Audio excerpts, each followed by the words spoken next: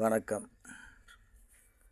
நண்பர்கள்லாம், நன்றி தெரிவிச்சுக்கிறேன், வணக்கத்தை தெரிவிச்சுக்கிறேன். மாலை வணக்கம். நான் வண்டி ஓட்டிகிட்டு வந்தேன். ஒரு மார்க்கெட்டில் டீ சாப்பிட்லாம் நிப்பாட்டியிருந்தேன். இப்போது ஒருத்தர் வந்தார், வெள்ளையங்கிளியுமே ஃபேன் சரி பண்ண எல்லாம் ஒரு பெரியவரும் சொல்ல முடியாது, இல்லை 40 வயசு இருக்கும். அவர் வந்தார்.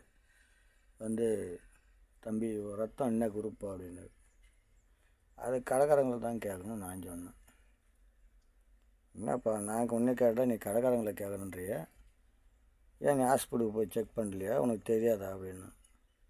ஐயா நீங்கள் சொன்ன மாரி போனேன், ஹாஸ்பிட்டலுக்கு போனேன்.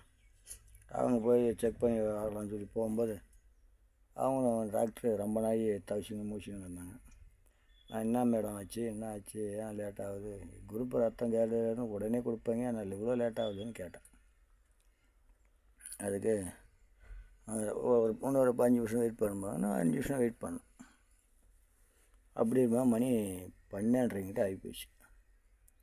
என்ன தான் மேடம் இவ்வளோ லேட் பண்ணிக்கிறீங்க, நம்ம டியூட்டிக்கெல்லாம் போகணும், ரொம்ப டைம் ஆகுது, எப்போ வந்தேன் 10:30 மணிக்கு வந்தேன் மேடம் அப்படின்னு. நீங்கள் என்ன வேலை செய்கிறீங்கன்னு எனக்கு கேட்டாங்க. டிரைவராக இருக்கிறாங்க. அப்படின்னா உடனே கிளம்புங்க, 10 நாள் சேனை வாங்க. ஏன் நான் கேட்டேன், 10 நாள் சேனை வாங்க, எங்களுக்கு குழப்பமாகுது, ஆயில் அதிகமாக கலந்துக்குது உங்கள் ரத்தத்தில் அப்படின்ட்டாங்க. ஆயில் கலந்துக்குதா, என்ன அப்படி சொல்கிறாங்களே அப்படின்னு யோசிச்சு நாங்கள் வந்துட்டோம். வந்துட்டு மறுநாள் போனால் மறுநாள் போய் கேட்டால் கொடுத்தாங்க. என்ன மேடம் என்ன குரூப் வேணும், அது எனக்கே தெரில அப்படின்னு. எனக்கே தெரிலன்ட்டாங்க.